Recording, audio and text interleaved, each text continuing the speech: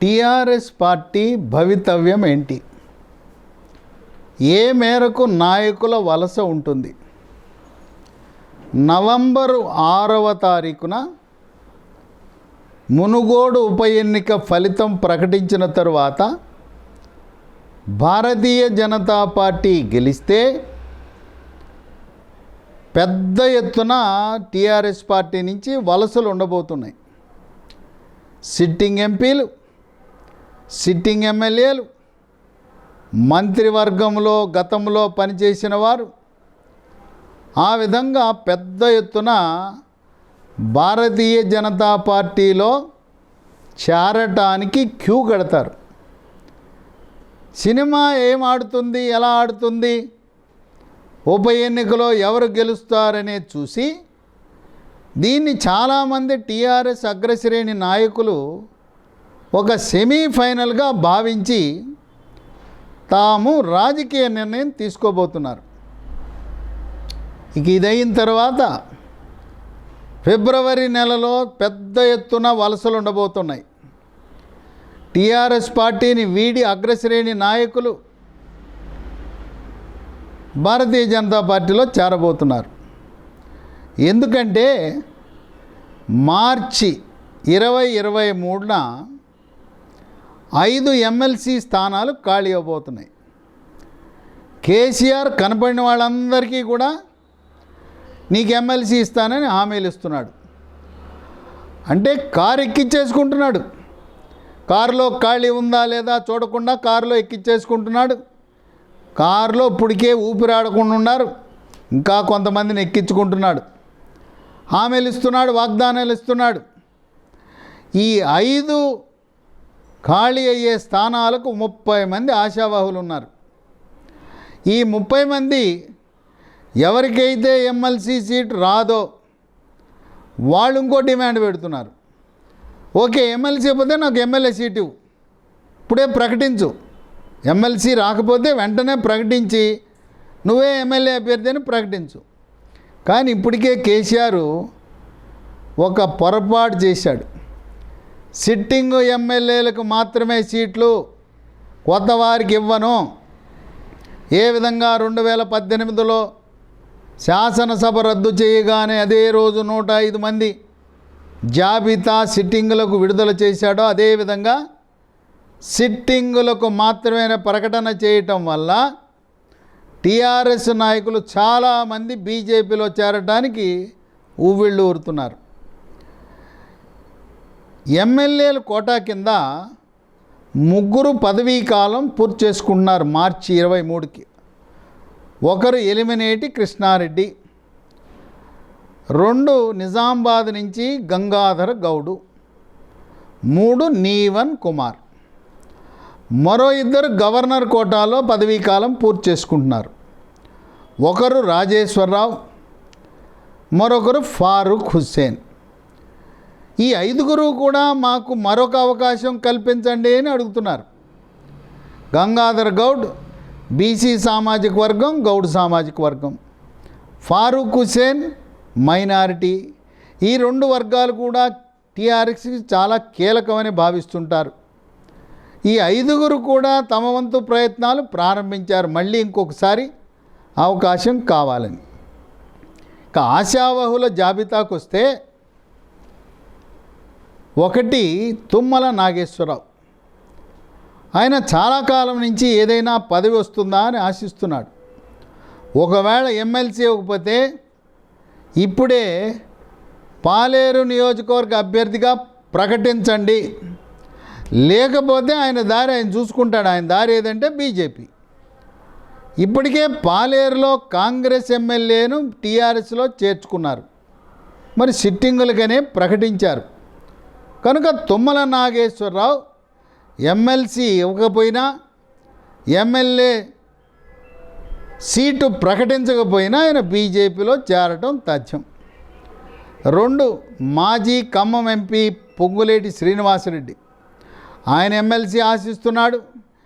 MLC కాకపోతే ఆయనకు కూడా ఒక శాసనసభ సీటు ప్రకటించమని అడుగుతున్నాడు.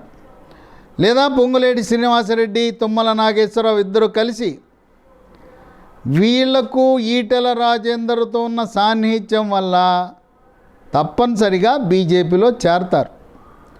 పొంగులేటి శ్రీనివాసరెడ్డికి ఈటెల రాజేందర్కి ఇద్దరికీ కూడా వ్యాపార సంబంధాలు ఉన్నాయి కూడా అనే ప్రచారం కూడా సాగుతూ ఉంది.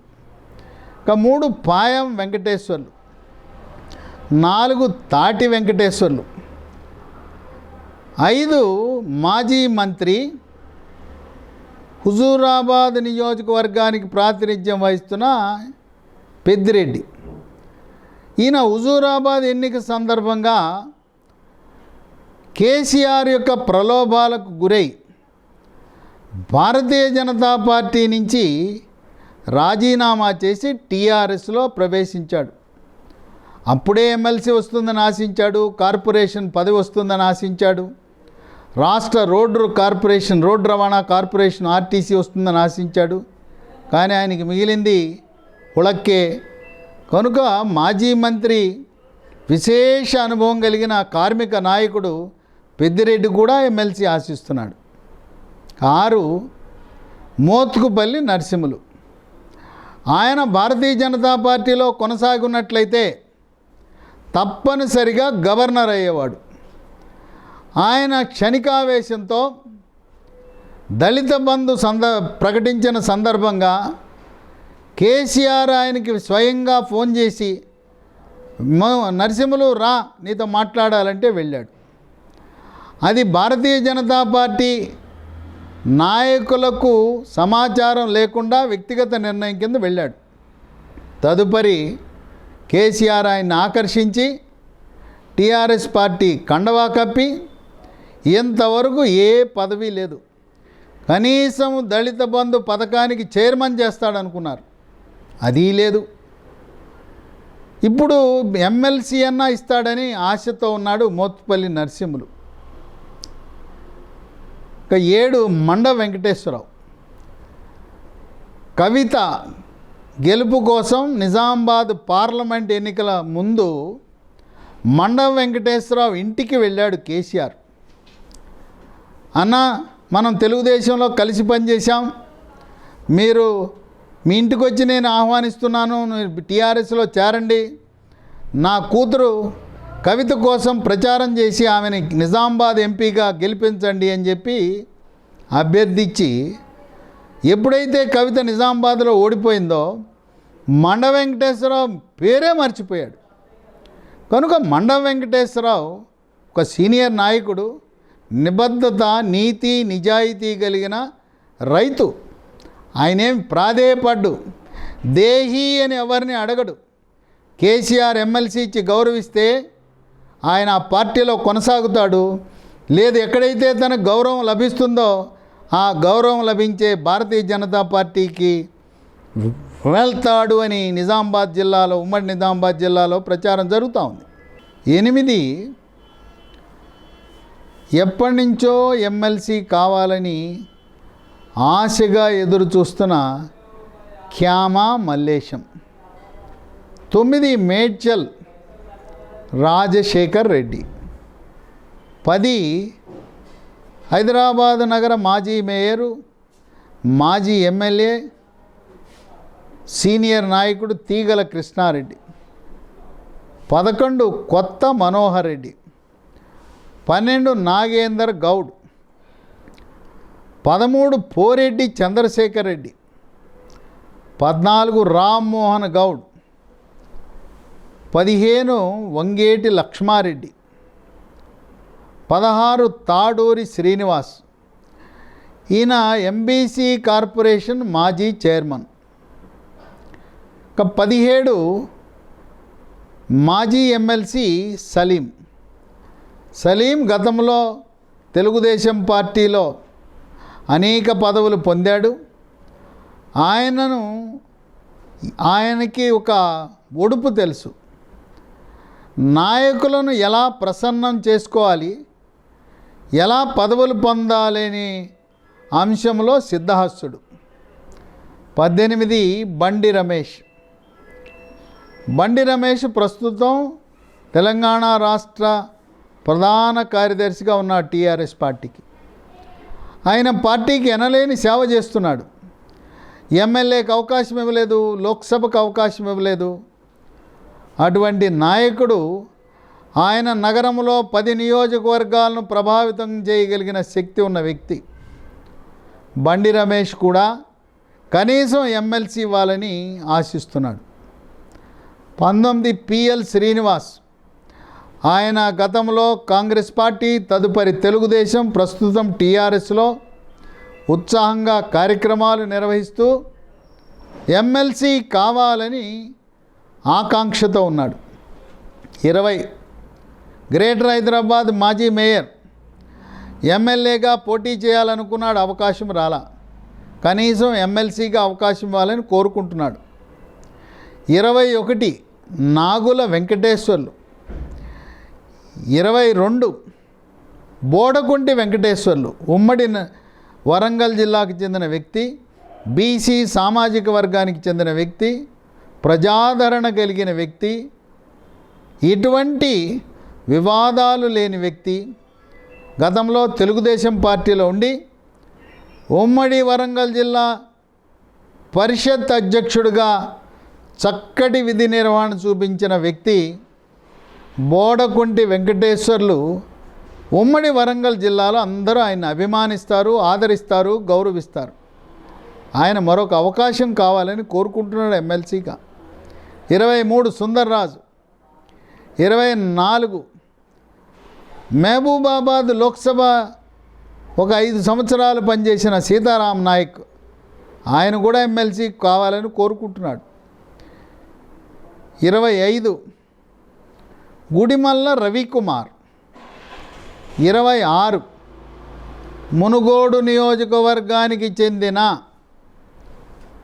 బీసీ సామాజిక వర్గం. ఇది శైవ బలిజ, లింగ బలిజ. ఈయన సామాజిక వర్గానికే చెందిన బీబీ పాటిల్ జహీరాబాద్ ఎంపీగా ఉన్నారు. కర్నె ప్రభాకర్ బూర నరసయ్య గౌడ్తో కలిసి భారతీయ జనతా పార్టీలో చేరదామనగానే ఈయన్ని బుజ్జగించి నిన్ను ఎమ్మెల్సీ చేస్తామని హామీ ఇచ్చారు. వేచి చూడాలి హామీ ఎంతవరకు నెరవేరుతుందో. హామీ నెరవేరకపోతే తన ఖాస్ దోస్త్, చాలా సన్నిహితుడైన బూర నరసయ్య గౌడ్ ఈయన్ని ఆకర్షించడం చాలా సులభం అవుతుంది. 27 చాడ కిషన్ రెడ్డి, 28 టీఆర్ఎస్ పార్టీ రాష్ట్ర ప్రధాన కార్యదర్శిగా ఎంతో కాలంగా ఎనలేని సేవలు అందిస్తున్న శ్రావణ్ రెడ్డి. ఇప్పుడు 30 మంది పైగా ఆశావహులుంటే ఉన్న పదవులు 5. ఈ 5గురికి పదవులు ఇవ్వగానే మిగిలిన వారందరూ కూడా కారు లోపల గాలి ఆడటం లేదు, ఊపిరి ఆడటం లేదని అమాంతము కారు డోర్లు తెరుచుకుని భారతీయ జనతా పార్టీలో ప్రవేశించడానికి రంగం సిద్ధం చేసుకున్నారు. ఇది వీళ్ళతో పాటు మరొక 4 లోక్సభ సభ్యులు కూడా టీఆర్ఎస్ పార్టీని వీడి భారతీయ జనతా పార్టీలో చేరతారనే ఊహాగానాలు ప్రచారంలో ఉన్నాయి. జహీరాబాద్ ఎంపీ లోక్సభ సభ్యుడు బీబీ పాటిల్, ఆయన ఎప్పటి నుంచో వార్తల్లో ఉన్నారు, మారతాడని. 2024 ఎన్నికల్లో భారతీయ జనతా పార్టీ తరఫున పోటీ చేస్తాడని పుకార్లు కాదు, వాస్తవాలని చెబుతున్నారు. అలాగే చేవెళ్ళ నియోజకవర్గం, చేవెళ్ళ లోక్సభ నుంచి డాక్టర్ రంజిత్ రెడ్డి, ఈయన వెటర్నరీ డాక్టరు, పౌల్ట్రీ రంగానికి చెందినవాడు. ఈటెల రాజేందర్ కూడా పౌల్ట్రీ వ్యాపారం చేయటం వల్ల వాళ్ళకి సన్నిహిత సంబంధాలు ఉన్నాయి. మరి రంజిత్ రెడ్డి బీజేపీలోకి వస్తే ఇప్పటికే చేవెళ్ళ లోక్సభ నుంచి కొండా విశ్వేశ్వరరెడ్డి పోటీ చేస్తున్నాడు కదా అంటే, రంజిత్ రెడ్డి ప్రకాష్ గౌడ్ ఉన్న నియోజకవర్గం, రాజేంద్రనగర్ నియోజకవర్గం నుంచి శాసనసభ్యుడిగా పోటీ చేసి ఆ జిల్లా నుంచి మంత్రి కావాలని ఆకాంక్షతో డాక్టర్ రంజిత్ రెడ్డి పార్టీ మారి బీజేపీలో చేరతాడనే ప్రచారం ఉంది. అలాగే నామా నాగేశ్వరరావు ఖమ్మం నియోజకవర్గం అనేకమైన ఆర్థిక ఇబ్బందులతో సతమతమవుతున్నాడు.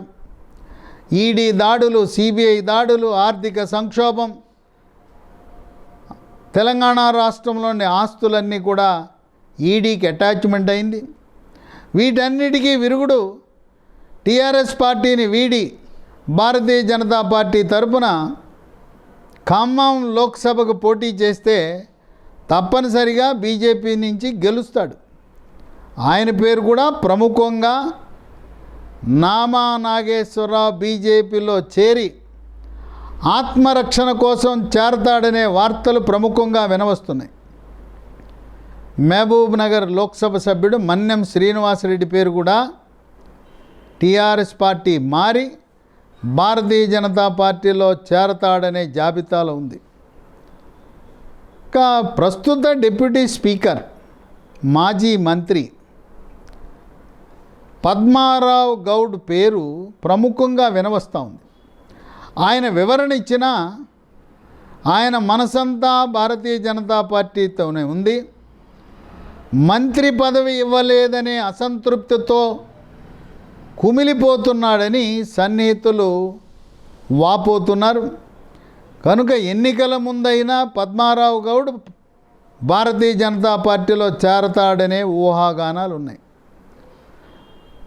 ఈ ఎన్నిక భారతీయ జనతా పార్టీ మునుగోడు ఉప ఎన్నిక గెలిచిన తర్వాత, రాజగోపాల్ రెడ్డి గెలిచిన తర్వాత అన్న కోమటిరెడ్డి వెంకటరెడ్డి ఆయన్ని కాంగ్రెస్ పార్టీ సస్పెండ్ చేసినా, బహిష్కరించినా అక్కడ మరో ఉప ఎన్నిక భువనగిరి పార్లమెంటు కూడా వచ్చే అవకాశం ఉందంటున్నారు. భువనగిరి ఎమ్మెల్యే, టీఆర్ఎస్ ఎమ్మెల్యే కూడా ఆయన కూడా టీఆర్ఎస్ పార్టీకి రాజీనామా చేసి భువనగిరి శాసన సభకు కూడా ఉప ఎన్నిక వచ్చే అవకాశం ఉందని పుకార్లు, షికార్లు చేస్తున్నాయి. ఏది ఏమైనా కేసీఆర్ అనేక మందికి హామీలు ఇచ్చాడు. పదవులు తక్కువ, హామీలు ఇచ్చినవి ఎక్కువ. కనుక ఇక మీదట 8 సంవత్సరాలు అధికారంలో ఉన్నది. 8 సంవత్సరాల్లో ఇచ్చిన హామీలు నెరవేర్చలేదు. ఆయన్ని నమ్ముకుని 14 సంవత్సరాలు, తదుపరి ఇదొక 7 అంటే 21 సంవత్సరాలు, 22 సంవత్సరాలు ఆయనతో కలిసి ప్రయాణం చేస్తే పదవులు ఇవ్వని వారందరూ కూడా టీఆర్ఎస్ పార్టీని వీడి భారతీయ జనతా పార్టీలో చేరతాడనే ఊహాగానాలు ఊపందుకున్నాయి. ఏది ఏమైనా పదవే పరమావధి. ఏ పార్టీ ఎమ్మెల్యే టికెట్ ఇస్తుందో, ఏ పార్టీ ఎమ్మెల్సీ రాజ్యసభ సీట్ ఇస్తుందో, ఏ పార్టీ కార్పొరేషన్ చైర్మన్ హామీ ఇస్తుందో ఆ పార్టీలో చేరతారు. కానీ సిద్ధాంతము కంటే కూడా ఈరోజు పదవే పరమావధి అనే వాళ్ళ రాజకీయ నాయకుల సంఖ్య రోజు రోజుకు పెరుగుతున్న తరుణములో పెద్ద ఎత్తున టీఆర్ఎస్ పార్టీని వీడి భారతీయ జనతా పార్టీలోకి వలసల వరద వచ్చే అవకాశం ఉందని విశ్లేషకులు భావిస్తున్నారు.